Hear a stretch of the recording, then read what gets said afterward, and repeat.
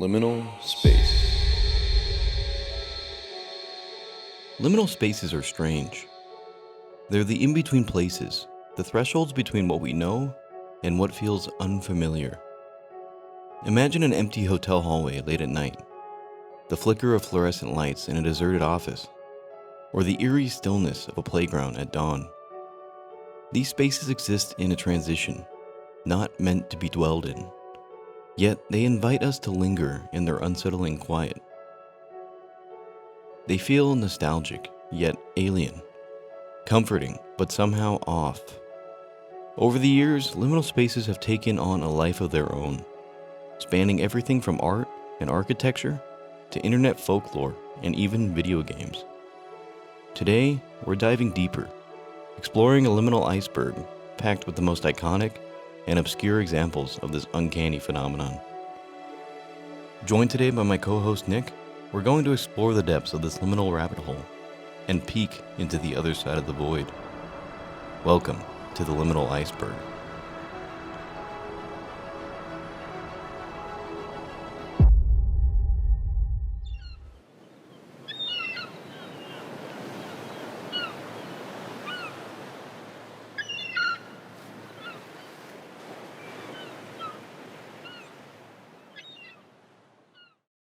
The Backrooms. The Backrooms originated from a single image and a short piece of text posted on 4chan in 2019. The image showed an empty yellow office space lit by fluorescent lights, while the accompanying text described a concept, a place one could accidentally fall into by no-clipping out of reality. This space was described as infinite, with monotonous yellow walls and the constant hum of buzzing lights. It was not inherently dangerous in the original post, but was deeply unsettling due to its emptiness and isolation. This idea resonated with many people, quickly becoming an internet phenomenon. The Backrooms have since evolved into a shared cultural mythos, spanning stories, videos, games, and adaptations. While later iterations added hostile entities and survival elements, the original Backrooms were notable for their simplicity. The discomfort they evoked lies in their familiarity. They resemble office spaces or mundane commercial interiors, but they are devoid of context, purpose, or any sense of time. The Backrooms are a strong representation of a liminal space. A liminal space is defined as a location that exists in a state of transition, such as hallways, waiting rooms, or parking garages. These places are designed to be passed through, not inhabited. When stripped of their usual activity or occupants, they feel strange and unnatural. The Backrooms extend this idea to an extreme. They are not a place of temporary transition, but an infinite one. With no clear origin or destination, the visual elements, plain yellow walls, repetitive layout, harsh fluorescent lights, mirror environments that most people have encountered, such as office buildings or institutions. However, the endless and nonsensical nature of the Backrooms strips away their practicality, creating a feeling of unease. The Backrooms are at the top of the iceberg because they are one of the most accessible and widely recognized examples of liminal spaces. They are a starting point for understanding the concept, as they highlight key features of liminal spaces: familiarity, emptiness, and a sense of disconnection from time and purpose. Their cultural impact has made them an entry-level reference for liminal space discussions, serving as a simplified and exaggerated version of the phenomenon. René Magritte. René Magritte was a Belgian surrealist painter whose work often featured familiar objects and environments presented in an unfamiliar or contradictory way. His paintings challenge perceptions of reality by placing ordinary elements into extraordinary context. A well-known example is The Empire of Light, which depicts a tranquil suburban street at night, illuminated by a street lamp beneath a bright daytime sky. This juxtaposition of day and night within a single frame creates a dissonance that unsettles the viewer, even though the individual components, houses, trees, and lights are perfectly normal. Magritte's art is not inherently tied to liminal spaces, but it aligns with their core principles. His manipulation of light, perspective, and context breaks the logical continuity of time and place. placing the viewer in a moment that feels transitional or dreamlike. These paintings invite reflection on the boundaries between reality and illusion, between the expected and the surreal. Marguerite's work captured the essence of liminal spaces by presenting environments that are both familiar and subtly wrong. Liminal spaces exist in a state of in-betweenness, and Marguerite's art conveys a similar sense of transition and ambiguity. This mirrors the way that liminal spaces disrupt expectations, creating environments that feel disjointed or out of place. Marguerite's use of surrealism aligns with the emotional impact of liminal spaces. Both evoke a sense of unease by altering something ordinary and recognizable, pushing it just far enough out of context to make it unsettling. His work helps illustrate why seemingly mundane places like empty hallways or parking garages can feel so strange when devoid of normal function or activity. René Magritte is included in the Iceberg because his art serves as a conceptual parallel to liminal spaces. While his works are not literal examples of liminal environments, they reflect the psychological and emotional experience of encountering such spaces. His paintings help bridge the gap between physical characteristics of liminal space and the surreal dreamlike feeling they inspire. Myhouse.wad. Myhouse.wad is a custom map for Doom 2 that has gained a reputation for its unexpected depth and unsettling atmosphere. At first glance, the map appears to be a simple recreation of the creator's home, a familiar and intimate environment. However, as the player explores, the map begins to change in ways that defy logic and consistency. Rooms shift, hallways stretch into impossible dimensions, and new areas emerge, creating a disorienting and eerie experience. The map is notable for its blending of the mundane and the surreal. Initially, it feels grounded in reality, with its design evoking the layout and aesthetic of a typical suburban home. But as the boundaries of the house dissolve into an unrecognizable labyrinth, the player is forced to confront the strange and unexplainable. The experience is more than just a game. It becomes a reflection on memory, perception, and the fragility of spaces we consider safe and familiar. Myhouse.wad exemplifies liminal space by taking a setting that is normally comforting and turning it into something alien and unsettling. Liminal spaces often invoke locations that are transitional or out of context, and the map's shifting structure amplifies this concept. The home, a space associated with stability and familiarity, becomes fragmented, its design changing in ways that are both impossible and unpredictable. This dissonance mirrors the feelings evoked by liminal spaces, a sense of unease and detachment caused by the breakdown of normal expectations. The map's transitions between realistic and surreal elements highlight the fragile boundary between comfort and discomfort, a hallmark of liminal experiences. The player's inability to trust the space around them evokes the psychological tension that defies liminal space, where the ordinary is stripped of its meaning. Myhouse.wad is a fitting entry onto the Iceberg because it reflects the core ideas of liminality in a deeper personal interactive way. Unlike static images or paintings, the map immerses the player into a shifting, unpredictable environment, forcing them to experience liminal disorientation firsthand. It explores themes of memory and change, reinforcing the idea that spaces are not just physical, but are emotional and psychological. Myhouse.wad sits in a unique space where the digital and emotional overlap, making it a compelling and nuanced addition to the conversation. Silent Hill. The Silent Hill series is one of the most iconic examples of psychological horror in video games, and its environments are deeply tied to the concept of liminal space. The titular town of Silent Hill is a place where the psychological world blends with the other world, a nightmarish dimension shaped by the fears and traumas of those who enter it. The town itself is abandoned and perpetually foggy, creating an eerie atmosphere of isolation and uncertainty.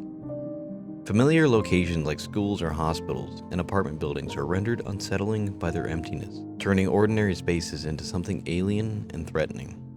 Key to the series' impact is its use of transition. Players move between the foggy town and the other world through sudden and often jarring shifts.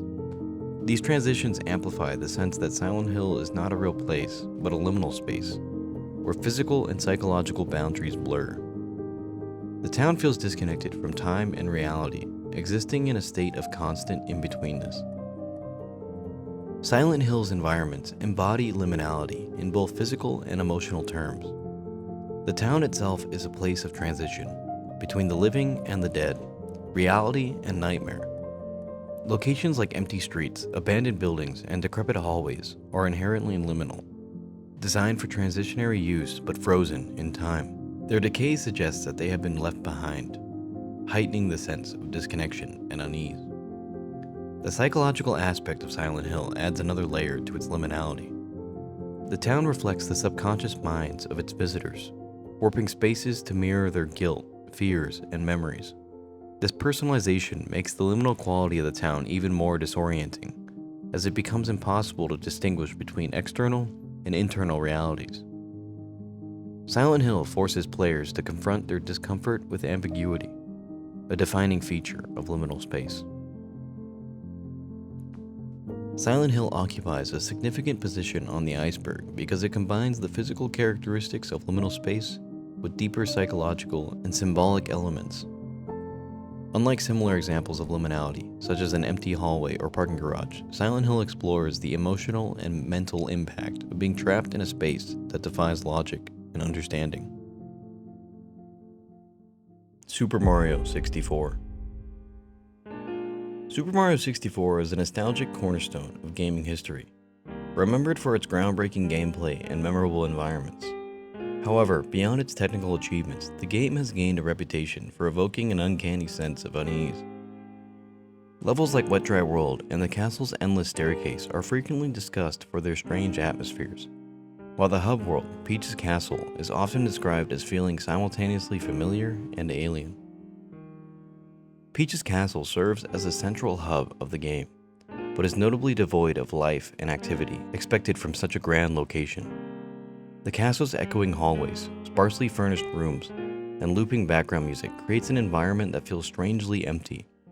Similarly, some levels such as the eerily quiet and flooded Wet Dry World, or the stark, featureless landscape of Dire Docks, contribute to this unsettling ambiance.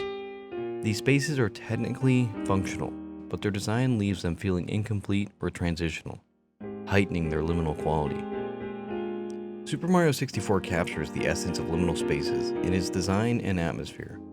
Liminal spaces are characterized by their transitional nature, existing between destinations, and often stripped of their normal activity or context. Peach's Castle exemplifies this. It's a space meant to be passed through, connecting various levels, but its emptiness and vague sense of scale make it disconnected from the vibrant worlds it leads to. The game's minimalist textures and simple geometry, a result of the hardware limitations at the time, contribute to the feeling of liminality. These environments evoke a sense of nostalgia for early 3D gaming, while simultaneously creating unease due to their emptiness and abstraction. Super Mario 64 fits into the iceberg as an example of how liminal spaces can emerge unintentionally in media. Unlike works explicitly designed to evoke liminality, the game's unsettling qualities are largely a byproduct of its technical limitations and design choices.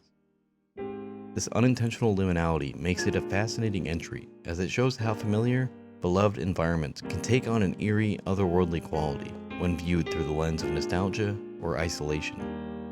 The game's popularity and enduring cultural relevance also contribute to its place on the iceberg.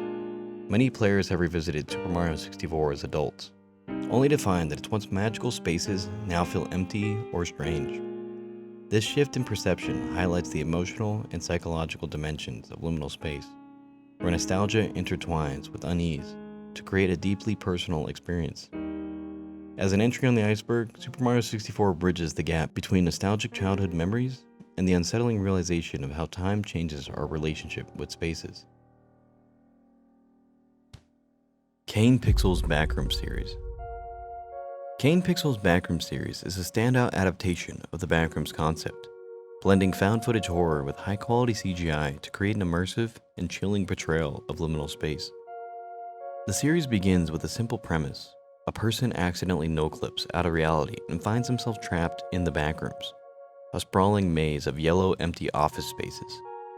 However, Kane's interpretation expands on this idea, introducing elements like lurking entities, eerie sound design, and hints of a deeper narrative involving experimental technology and corporate involvement. What sets Kane's Backrooms apart is its meticulous attention to detail. The visual style perfectly captures the essence of the original Backrooms concept, with its endless identical hallways, harsh fluorescent lighting, and subtle environmental glitches. The sound design, distant hums, faint footsteps, and disorienting noises adds to the tension, making the space feel alive yet devoid of humanity. Through the found footage concept, viewers are placed directly into the protagonist's perspective, heightening the sense of disorientation and helplessness. Kane Pixel series is a quintessential exploration of liminal spaces. The Backrooms themselves are the epitome of liminal environments, a transitional in-between space that defies logic and purpose. Kane's portrayal emphasizes this through its visual and auditory design, which amplifies the feelings of isolation, confusion, and unease inherent in liminal space. Moreover, the series uses liminality as a narrative tool. The protagonist is trapped in a state of transition, not just physically within the Backrooms, but also in their inability to return to reality. This amplifies the psychological aspects of liminal space, where the lack of clear direction or resolution creates a sense of existential dread. The series' minimalist storytelling mirrors the fragmented, incomplete nature of liminal space, leaving much to the viewer's imagination and reinforcing the unsettling ambiguity.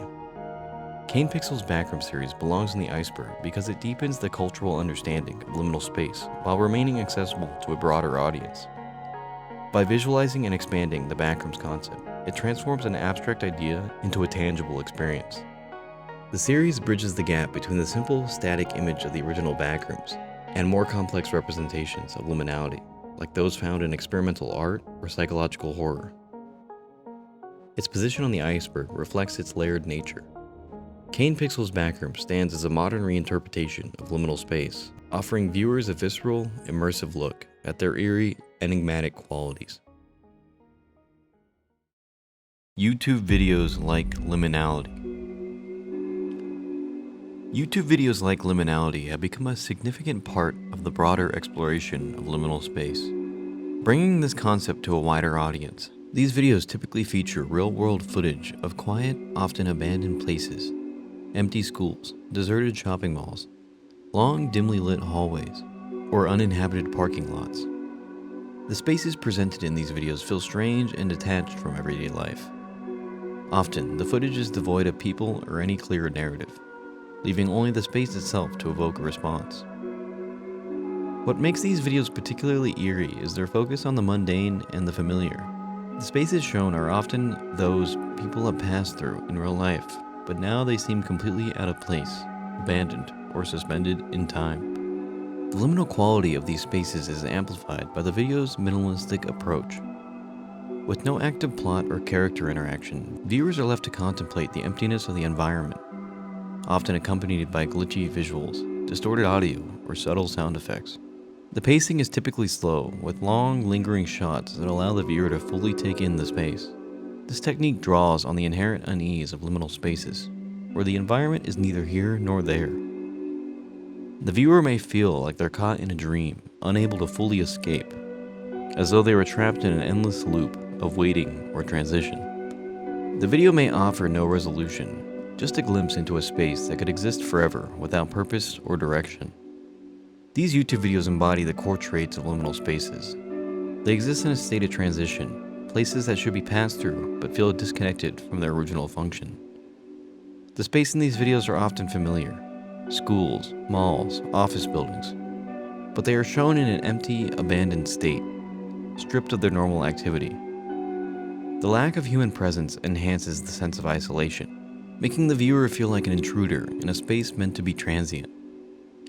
These videos, like the Backrooms, amplify the feeling of being lost in a space that should be functional but instead feels incomplete or even wrong. The glitchy, distorted visuals often found in these videos add to this effect, suggesting that the space is on the verge of unraveling, or is somehow broken. The absence of any clear purpose or resolution mirrors the disorienting quality of liminal spaces, where the unusual rules of time and place no longer apply, creating a disquieting, often surreal experience. These videos fit into the iceberg due to their accessibility and the way that they make the concept of liminal spaces tangible for a wider audience.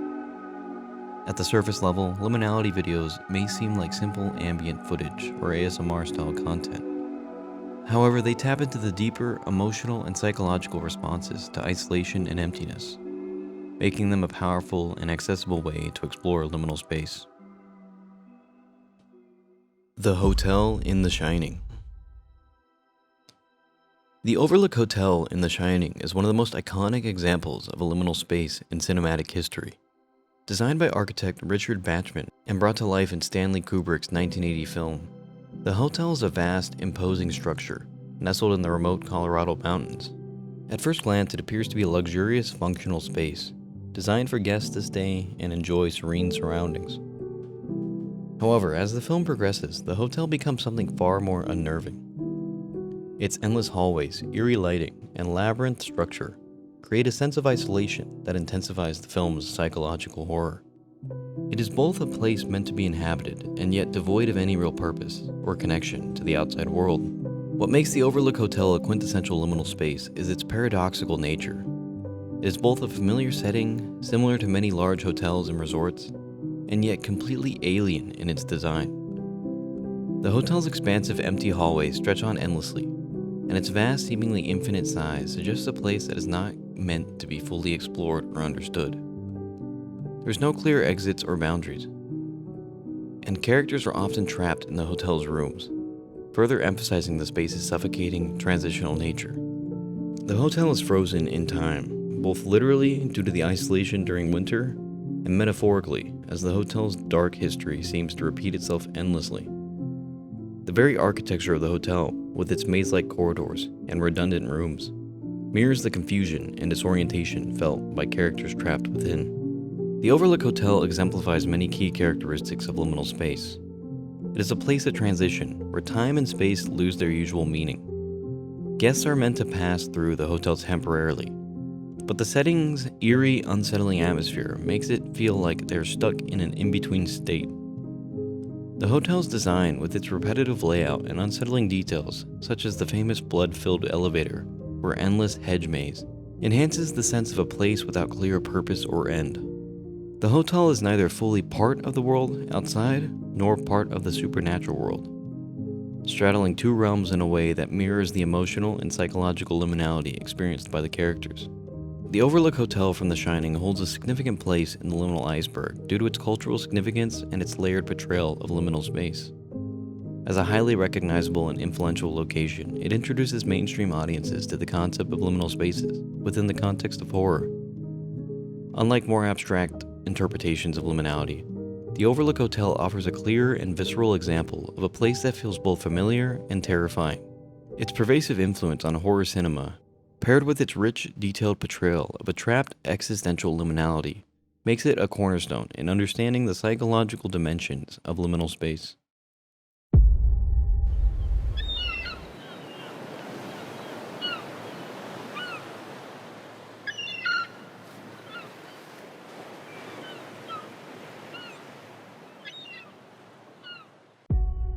The backroom game genre has emerged as a niche subgenre of horror and exploration games that directly draw from the liminal space phenomenon. These games are often inspired by the eerie emptiness and endless repetition seen in the backrooms concept. Players typically find themselves in vast, unsettling spaces, sometimes abandoned malls, offices, or hallways that seem to stretch on indefinitely. The environments are typically devoid of life, save for the occasional entity lurking in the shadows, adding a sense of dread to the otherwise monotonous scenery. These games often focus on exploration, survival, and evoking a sense of anxiety and disorientation in players, mirroring the feelings of isolation and confusion that come with liminal spaces. The lack of clear objectives or direction intensifies the uncanny nature of the experience, drawing from the disorienting qualities that characterize real-world liminal spaces like empty hallways or vacant buildings. These backroom games reflect the qualities of liminal spaces and how they place players in environments that feel both familiar and strange. The spaces are typically modeled after places people know, offices, stores, homes, but they are stripped of human activity and context. The goal is often to simply wander through the space, creating a sense of endless transition with no clear destination or resolution. This mirrors how liminal spaces are often used in real life, where individuals pass through areas without lingering, yet these spaces become unsettling when they feel too empty too unfamiliar. The eerie, abandoned nature of these games evoke a sense of being stuck in a space that exists outside the normal flow of time or purpose. This genre fits into the Iceberg as a modern extension of the Backrooms mythos. While not as universally recognized as the original concept, these games tap into the broader cultural interest in liminal spaces and provide an interactive way to experience that feeling of displacement. They fit into the Iceberg's second tier, as they are more niche in the gaming community but still resonate with players familiar with the Backrooms aesthetic. These games may not have the same widespread recognition as mainstream titles, but they embody the haunting, surreal nature of liminal spaces in an interactive format, making them a significant but more niche part of the broader cultural landscape.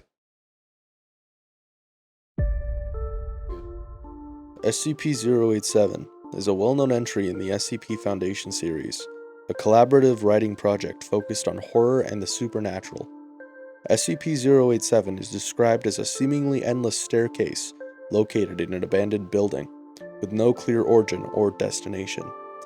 The staircase is characterized by its dark, oppressive atmosphere, and the deeper one descends, the more surreal and disturbing the experience becomes.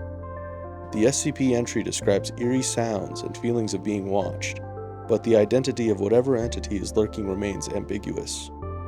Players in video adaptations of SCP-087 are tasked with descending the staircase, encountering new levels of fear and disorientation the further they go.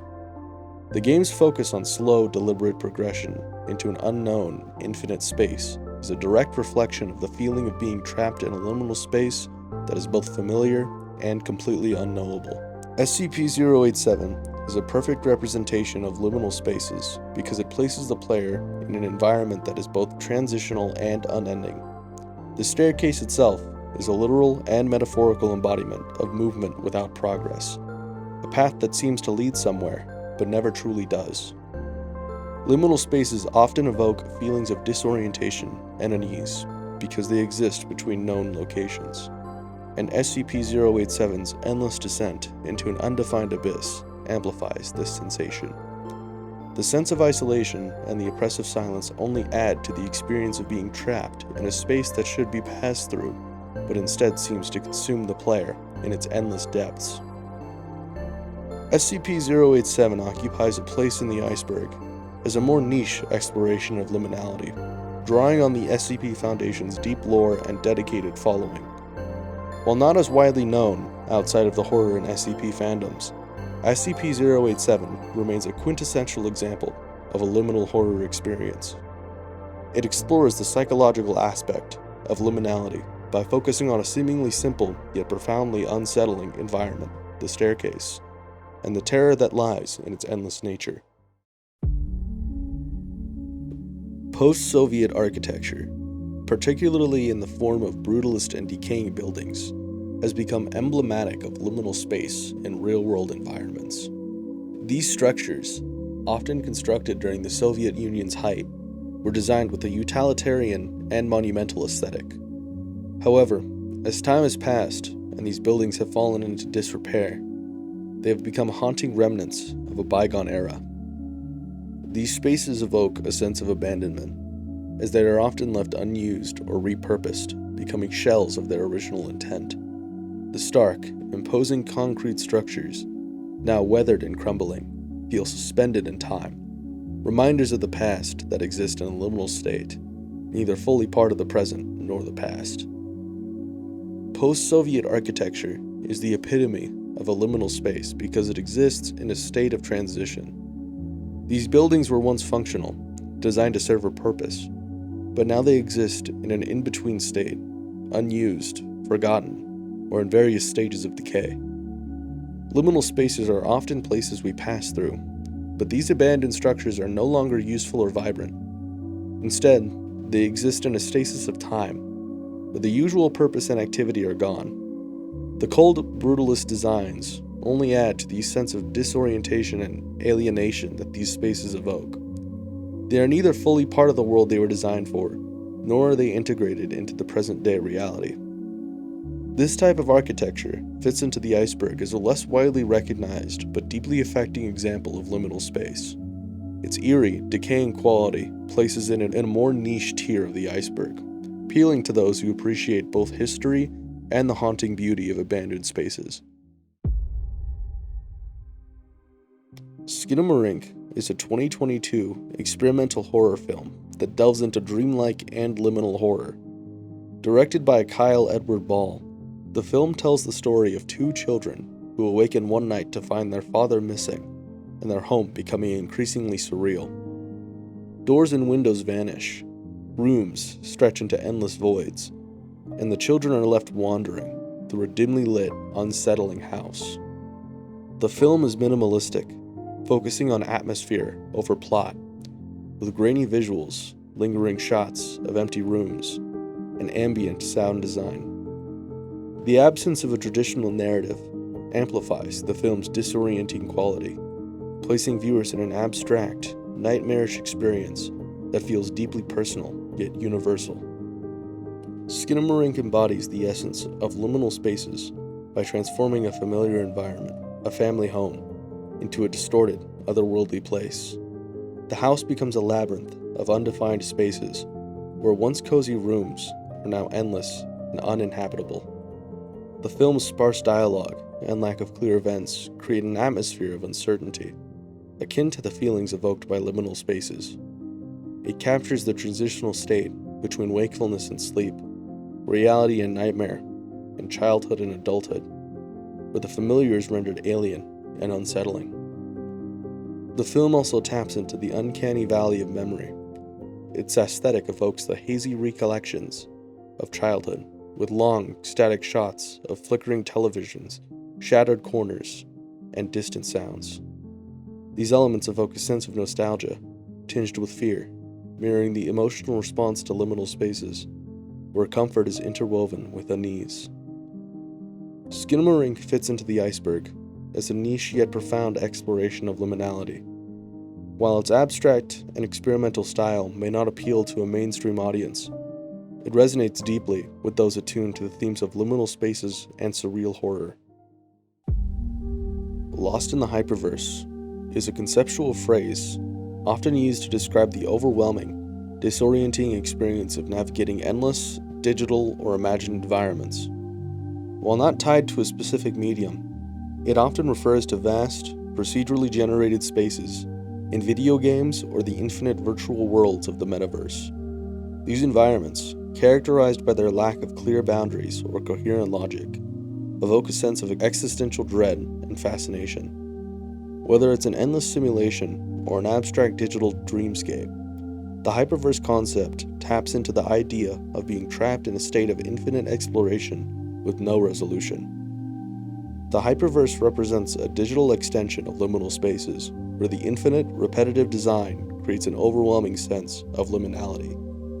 Traditional liminal spaces are tied to physical environments, but the Hyperverse extends these ideas into virtual and conceptual realms. The lack of a clear purpose or endpoint mirrors the transitional nature of liminal spaces, while the surreal aesthetics and disjointed logic amplify the feelings of displacement and unease. In these hyperreal environments, players or viewers are left to navigate spaces that feel incomplete and devoid of meaning. The sensation of being lost in these boundless environments mirrors the psychological aspects of liminal spaces, where individuals feel untethered and directionless. The Hyperverse is a place where the familiar rules of reality break down, leaving behind only a sense of endless wandering. Lost in the Hyperverse fits into the iceberg as a more abstract, niche concept tied to liminality. While not as grounded in specific cultural examples, it reflects the broader themes of liminal spaces in a futuristic digital context. Its position on the iceberg acknowledges its less tangible but highly evocative nature, representing the intersection of technology, surrealism, and existential liminality. For those exploring the more conceptual and boundary-pushing aspects of liminal spaces, the Hyperverse serves as a thought-provoking example. Empty FPS maps refer to multiplayer shooter game levels explored without other players or objectives. Stripped of action and competition, these maps become eerie, liminal environments defined by their silence and absence. Without the usual chaos of gunfire and movement, the spaces feel unnaturally quiet, exposing their artificial design and highlighting their transitional utilitarian nature. Maps like Dust 2 from Counter-Strike or Blood Gulch from Halo take on a new identity when experienced alone, becoming isolated arenas frozen in time. Empty FPS maps are quintessential liminal spaces because they embody environments designed for a specific purpose, yet are devoid of that purpose. They are not meant to be inhabited in their empty state, and their vast, open designs feel hauntingly vacant without the expected activity. The sterile, repetitive architecture and lack of organic life amplified the sense of unease. These maps become spaces where time feels paused, and their transitional nature as arenas meant for action becomes starkly apparent when left abandoned. These maps fit into the Iceberg as a niche but relatable example of liminal spaces in gaming. They are a unique entry because their liminality is unintentional, emerging from the absence of the gameplay mechanics they were designed for. For many players, these maps evoke a sense of nostalgia and unease, as they recall moments of exploring these worlds alone. Their inclusion in the Iceberg reflects how even functional, designed spaces can take on liminal qualities when stripped of their context. Jared Pike is a digital artist known for his surreal and minimalist 3D environments. His work often features empty, dreamlike spaces rendered in pastel tones, combining elements of nostalgia and surrealism. Common motifs in Pike's art include endless hallways, isolated furniture, and stark contrasts between light and shadow. These environments evoke a sense of timelessness and placelessness, reminiscent of childhood memories, dreams, forgotten spaces. Pike's work draws heavily on the aesthetics of liminal spaces, presenting familiar yet unplaceable environments that seem to exist outside the bounds of reality. Jared Pike's art captures the essence of liminal spaces through its exploration of empty, transitional environments. His minimalist approach emphasizes the absence of life and activity, allowing the viewer to project their own emotions and memories onto the scenes. The spaces he creates are simultaneously comforting and unsettling, blending the nostalgic with the uncanny. For instance, a sunlit hallway or a lonely chair in an infinite room may evoke feelings of familiarity, yet their contextless nature introduces an element of unease.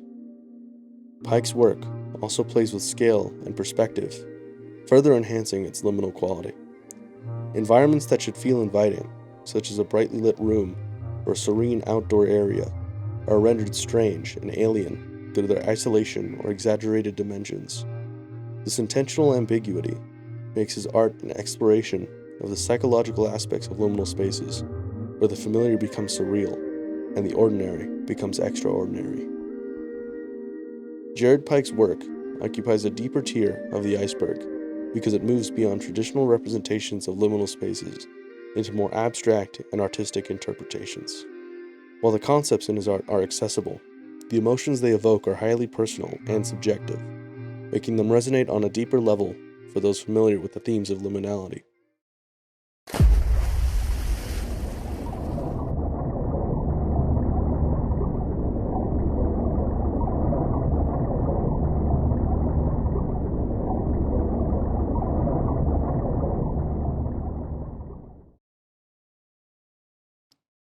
Traumacore.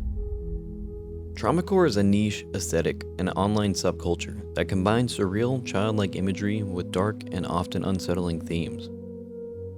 It often incorporates elements such as old toys, grainy photographs, scribbled text, and muted pastel colors, creating a juxtaposition between innocence and discomfort. The aesthetic frequently explores themes of trauma, abandonment, and emotional vulnerability, making it deeply personal yet universally unsettling. Traumacore images often evoke a sense of nostalgia tinged with unease, drawing on memories that feel half-formed or forgotten. A common motif is the use of spaces associated with childhood, such as an empty playground, dilapidated bedroom, or eerie depiction of family home. These spaces, while familiar, are often altered or distorted, giving them a dreamlike quality. Traumacore intersects with the concept of liminal space through its focus on transitional or emotionally charged environments.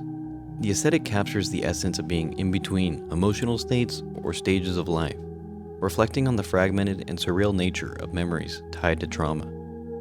Traumacore spaces often feel incomplete or stuck in time, mirroring the disjointed way trauma is processed or remembered. The imagery in Traumacore can resemble physical liminal spaces, abandoned areas or environments that seem out of place, but the emotional resonance is what makes it uniquely impactful. These spaces are not just visually liminal, but also emotionally so, serving as metaphors for unresolved pain or the uncertainty of navigating difficult experiences. Traumacore sits at a deeper level of the iceberg because of its intensely personal and psychological nature.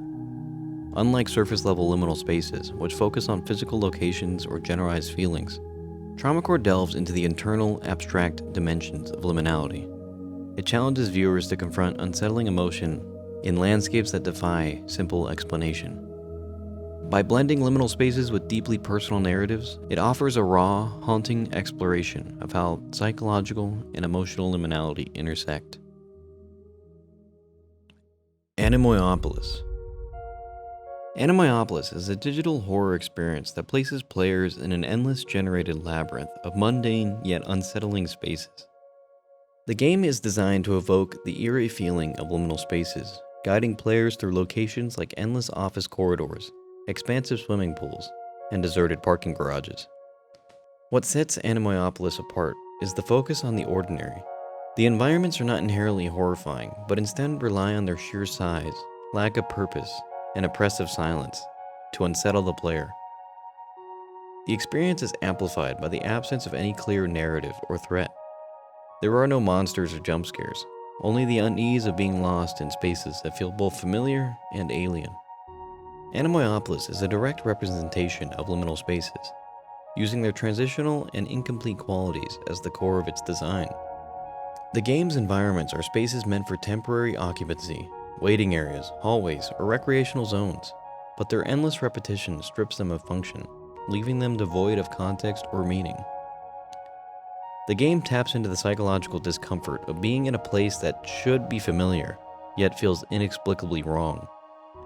By removing the usual human activity associated with these spaces, Anopolis isolates the player, forcing them to confront the unsettling nature of the environments themselves.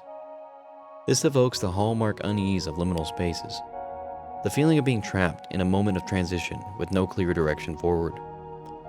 Anopolis earns its place in the iceberg as a creative and interactive exploration of liminality. Unlike passive media such as photographs or videos, it immerses the player in an experience, making the unease of liminal spaces more visceral and immediate.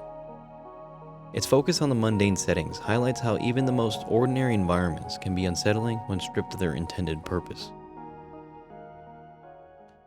Brutalist Architecture. Brutalist architecture is a mid-20th century architectural style characterized by its utilitarian design, exposed concrete, and massive geometric forms. Originally conceived as a functional and honest approach to design, Brutalism often prioritized practicality over aesthetic appeal. Commonly associated with government buildings, housing complexes, or institutional facilities, these structures are frequently stark, imposing, and devoid of decorative elements. Despite their intended functionality, brutalist buildings often evoke feelings of alienation and discomfort. Their sheer scale and uniformity can make them feel oppressive or dehumanizing, especially when they are sparsely populated or abandoned. This, combined with their cold, unfinished surfaces, create an atmosphere that feels detached from everyday life. Brutalist architecture naturally aligns with the concept of liminal space due to its utilitarian nature and emotional responses it provokes. Many of these structures are designed as transitional or collective spaces, libraries, parking garages, or university campuses, but their design often strips them of warmth and familiarity. Where these spaces are empty or in disrepair, their starkness is amplified, transforming them into archetypes of physical liminality. The repetitive maze-like layouts often found in brutalist designs can also contribute to feelings of disorientation and unease, mirroring the psychological effects of liminal spaces. The lack of human-scale design elements make it easy to feel insignificant or lost without their confines, reinforcing the sense of being in an in-between or undefined state. Brutalist architecture's place on the iceberg reflects its dual nature as both a physical and emotional representation of liminality. On one level, it's a tangible example of how design choices can create spaces that feel transitional or incomplete. On a deeper level, its aesthetic has become a cultural symbol of alienation and unease, making it a recurring motif in discussions of liminality. Scarlord music videos. Scarlord, born Marius Listhrop, is a British musician known for his fusion of trap and metal, creating an intense and aggressive style often categorized as trap metal. Formerly a YouTuber under the alias Mazzy Maz, he transitioned into music, gaining recognition for his screamed vocals, introspective lyrics, and high-energy performances. Scarlord's work frequently explores themes of isolation, frustration, and resilience, often accompanied by chaotic and visually striking music videos. Scarlord's music videos are known for their chaotic visuals, rapid editing, and surreal backdrops that create an intense, disorienting experience. While primarily categorized as part of the trap metal genre, his videos often feature environments that evoke feelings of isolation and unease. Scarlord frequently appears in abandoned industrial settings, desolate landscapes, or dimly lit empty rooms, all of which contribute to a sense of liminality. The visuals often juxtapose raw expression with eerie stillness. Scarlord's choice of filming locations and visual aesthetics mirror the qualities of liminal spaces. The abandoned and transitional environments in his videos evoke the same unsettling emptiness found in hallways, parking garages, or industrial sites. These spaces serve as metaphors for internal struggles, reflecting themes of anger, isolation, and disconnection that resonate with the liminal experience.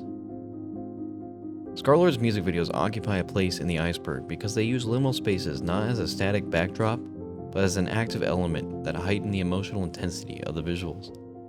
They transform ordinary abandoned locations into surreal environments that amplify the raw, chaotic energy of his music. Hiroshi Nagai. Hiroshi Nagai is a Japanese artist best known for his vibrant and nostalgic illustrations of idealized coastal or suburban settings. His work, often associated with the city pop music genre, features clean lines, pastel colors, and a serene atmosphere that evokes a sense of timelessness. Nagai's art typically depicts tranquil swimming pools, sunny beaches, and modernist architecture, blending realism with a dreamlike quality. Nagai's illustrations are steeped in nostalgia, offering a vision of a utopian leisure lifestyle. They present an idealized version of the past that feels simultaneously familiar and unobtainable, as though they capture a memory or a dream rather than reality. The scenes are often devoid of people, emphasizing the stillness and amplifying their liminal quality. Hiroshi Nagai's art captures the essence of liminal spaces by portraying environments that feel suspended in time. The empty swimming pools, quiet suburban streets, and isolated houses in his illustrations evoke the transitional and incomplete feeling characterized by a liminal space. The absence of human activity makes these spaces feel both inviting and alien, as if the viewer were caught in a serene yet unsettling in-between. The dreamlike quality of his work enhances its liminality. Nagai's use of light and color creates an idealized, almost surreal atmosphere that feels detached from reality. These elements align with the psychological aspect of liminal spaces, which often evoke feelings of nostalgia and unease. Hiroshi Nagai's art fits in the iceberg because it represents a softer, more aesthetically pleasing interpretation of liminal space. Unlike explicitly eerie or unsettling examples, his work draws viewers in with its beauty before revealing its underlying sense of stillness and isolation. Liminal Land. Liminal Land is an internet-based multimedia project centered around the concept of an abandoned amusement park with a dark and mysterious history. Through a mix of photos, videos, and fictional lore, it presents the park as a place that once thrived but has now since become desolate, with its attractions frozen in a state of eerie decay. The project intentionally leaves much of its narrative ambiguous, inviting viewers to fill the gaps and immerse themselves in this unsettling world. The visuals of Liminal Land emphasize decay and emptiness. overgrown pathways, peeling paint, and attractions left to rot. These elements combined with its fictional backstory create a haunting atmosphere that captures the imagination. The absence of visitors or signs of activity transforms the park from a place of joy and entertainment into a haunting liminal void. Liminal Land exemplifies the concept of liminal spaces by recontextualizing an environment traditionally associated with life and vibrancy. An amusement park is meant to be bustling with energy, laughter, and movement, but in the context of Liminal Land, it becomes the opposite. A place frozen in transition, where time seems to stand still. The desolation and decay of the park amplify its liminality. It exists in a space between the past, where it thrived, and the present, where it's abandoned and forgotten. This transitional state creates a sense of unease, as the familiar joy of amusement parks is replaced by an overwhelming emptiness. Liminal Land earns its spot on the iceberg as a highly creative and immersive exploration of liminal space. Unlike real-life examples of abandoned locations, it builds a fictional narrative that deepens the emotional and psychological impact of its environments. Weirdcore and Dreamcore. Weirdcore and Dreamcore are aesthetic movements that focus on surreal, unsettling imagery, often tied to disoriented or dreamlike interpretations of reality. Both styles are heavily rooted in internet culture, with Weirdcore emphasizing uncanny, low-fidelity visuals that feel slightly off, and Dreamcore exploring ethereal, otherworldly environments that resemble lucid dreams or fragmented memories. Common elements include disjointed text, distorted imagery, and environments that evoke a strange mix of familiarity and alienation. Weirdcore often incorporates everyday settings, bedrooms, hallways, or suburban streets, but warps them with unnatural lighting, odd proportions, or cryptic phrases. Dreamcore, by contrast, leans towards surreal landscapes, floating objects, and serene but eerie compositions. Despite these differences, both share a focus on tapping into the subconscious, evoking feelings of nostalgia, anxiety, and curiosity. Weirdcore and Dreamcore inherently overlap with the concept of liminal space. Both aesthetics present environments that feel suspended between states, places that are familiar yet distant, comforting yet unsettling. The distortion of recognizable settings in Weirdcore mirrors the essence of physical liminality, where the ordinary becomes strange through subtle changes. Dreamcore's focus on ethereal, surreal environments adds a psychological dimension to liminality. These dreamlike settings often feel transitional, as though the viewer is moving through fragmented memories or half-formed ideas. The lack of a clear boundary between reality and imagination in both aesthetics encapsulates the disorienting and introspective qualities of liminal spaces. Weirdcore and Dreamcore are included on the iceberg because they represent how liminality has been embraced and reimagined into digital and creative spaces. Unlike physical examples, these aesthetics operate on purely conceptual level, using imagery and design to evoke emotional responses. Edward Hopper. Edward Hopper, an American realist painter, is best known for his depictions of quiet, isolated scenes that often capture the interplay of light, shadow, and emptiness. His work, such as Nighthawks and Automat, frequently focus on solitary figures in mundane urban settings like diners, apartments, and theaters. The sparse compositions, muted color palettes, and deliberate use of negative space create a sense of stillness and introspection, as if the subjects are caught in a moment of transition or contemplation. Hopper's paintings often evoke a feeling of loneliness, but they also carry a sense of timelessness. The environments he portrays are familiar yet abstract, their emptiness inviting the viewer to project their own emotions onto the scene. The spaces are neither fully occupied nor entirely abandoned. They exist in a liminal state, where time seems to pause and the boundary between the external world and the inner thought blurs. Edward Hopper's work is inherently tied to the concept of liminal space. His paintings capture transitional environments that feel suspended between action and inaction, presence and absence. The quiet diners, empty streets, and anonymous rooms in his art are not just physical spaces. They are psychological landscapes that mirror the uncertainty and introspection of liminality. The solitude of Hopper's figures enhances the liminal quality of his scenes. These individuals are often depicted alone or with minimal interaction, emphasizing a sense of disconnection from their surroundings. The stark lighting and precise geometry of his compositions further isolate the subjects, creating a visual and emotional tension that aligns with the unease and ambiguity of liminal space. Edward Hopper's art occupies a significant place on the iceberg because it predates and influences contemporary discussions of liminal space. His ability to capture the in-between moments of everyday life resonates with the core theme of liminality: transition, isolation, and introspection.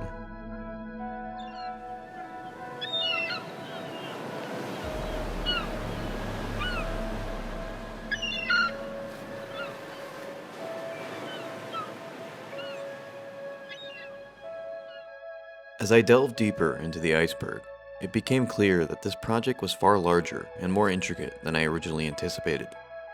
The sheer variety of examples and interpretations of liminal spaces made it impossible to cover everything in one video without rushing through the details.